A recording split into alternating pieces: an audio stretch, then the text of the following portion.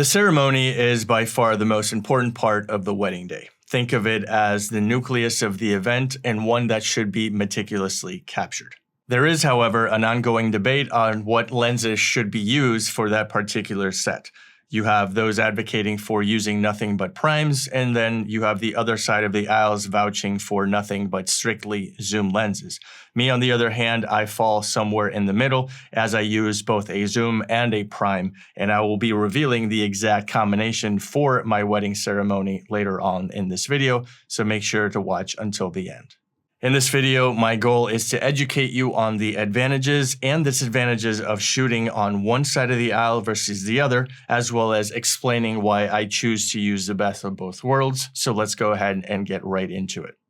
First, let's briefly discuss what a prime lens is versus what a zoom lens is. A prime lens is a fixed focal length. In other words, what you see is what you get, and it does not zoom in or out. These lenses, for the most part, are a lot sharper when it comes to image quality and a heck of a lot faster.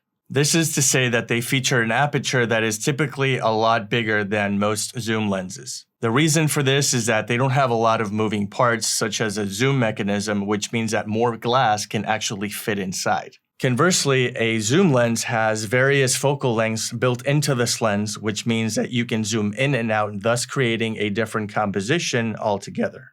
The nicer versions of this lenses will have what's called a constant aperture throughout the focal range. This means that regardless of your zooming in and zooming out, the aperture will remain the same.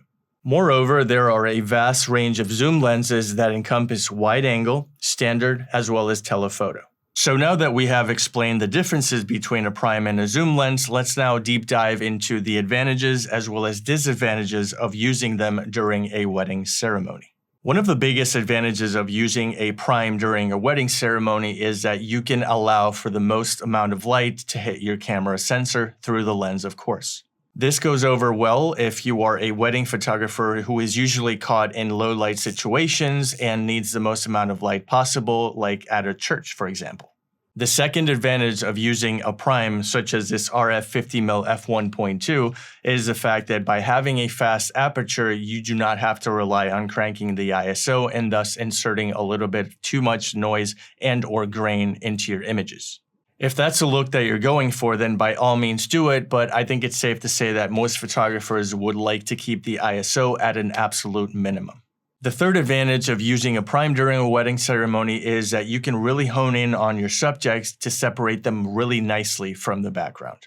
Having apertures like f1.2 or maybe even a 1.4 offer you excellent depth of field that translates into eye-catching and stunning portraits that your couples will not soon forget.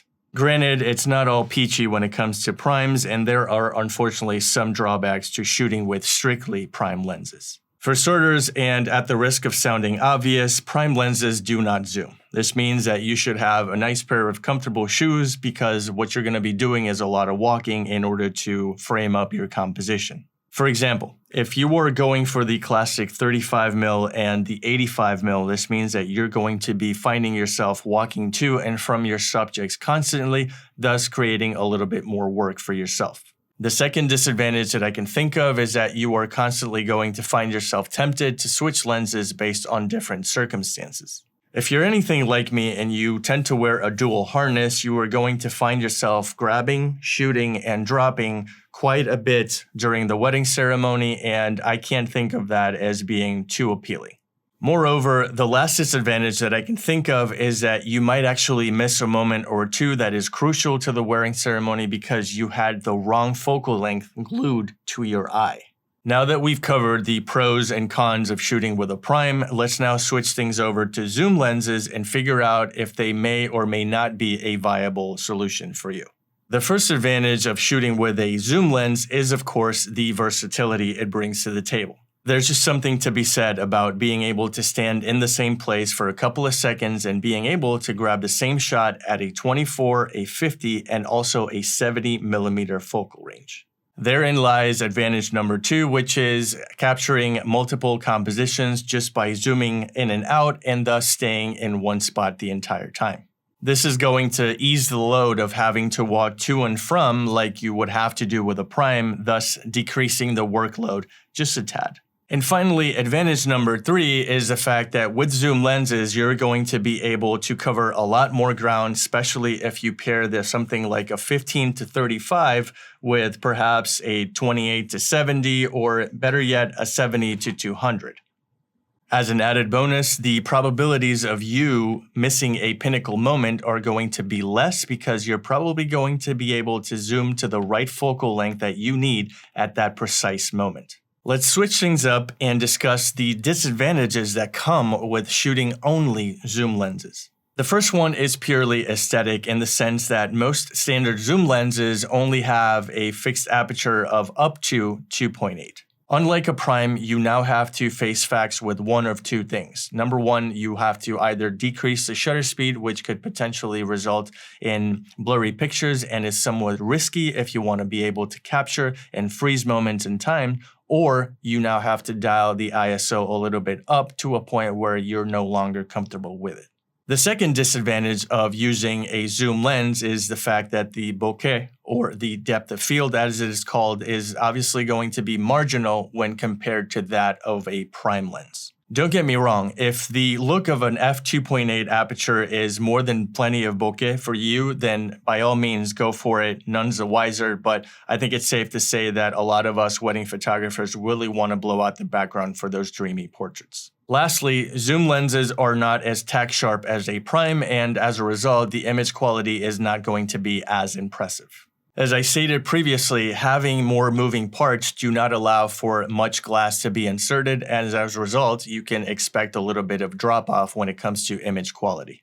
There is, however, a way that you can enjoy the best of both worlds, and that is by using both a prime and a zoom during the wedding ceremony. This is the option that I've resorted to as of late, and I keep a copy of both lenses on my dual harness. Now, for the moment you've all been waiting for. What combination of lenses do I use during my wedding ceremony? Well, the answer to that is the RF 28-70 f2, as well as the RF 100mm macro 2.8. If you were expecting a 24-70 as well as an 85, then you're probably not far off because that's a very popular choice to a lot of you watching this video. The reason why this is my zoom lens of choice is because it features an f2 aperture all throughout the focal range. It's not exactly an f1.2, but it's definitely not a 2.8 either. It sits somewhere in the middle, and because it has so much glass, it sort of behaves and produces images comparable to a prime lens. Additionally, give me the versatility of being able to shoot at 28 as well as 70 with an f2 aperture, and I am a very happy man. I think this is honestly Canon's best zoom lens ever made. When it comes to the ceremony, the prime lens of choice is the very underrated 100mm macro f2.8 with IS. I know that the popular choice here is the 85mm, but in truth be told, I find that the 100mm range is actually more flattering for portraiture. This 100 may not be an f2 aperture unlike my zoom lens, but fact of the matter is my R6 Mark II has excellent low light performance, and if I have to crank the ISO on this thing a little bit, I'm not too worried at all. The icing on the cake with the 100mm is the fact that it features excellent macro capabilities, which means that I do not bat an eyelash when I'm taking details like the wedding vow books as well as the wedding rings themselves. So there you have it. Those are my thoughts about the ongoing debate of whether to shoot primes over zooms, zooms over prime, or do what I do, which is a combination of both, and I'm hoping it made sense. If you get a little value out of this video, stick that thumb you know where, and if you want to see more videos like this and free education about anything photography, specifically weddings, then stick around because I would love to have you. Thank you so much for watching, and as usual, I will see you tomorrow.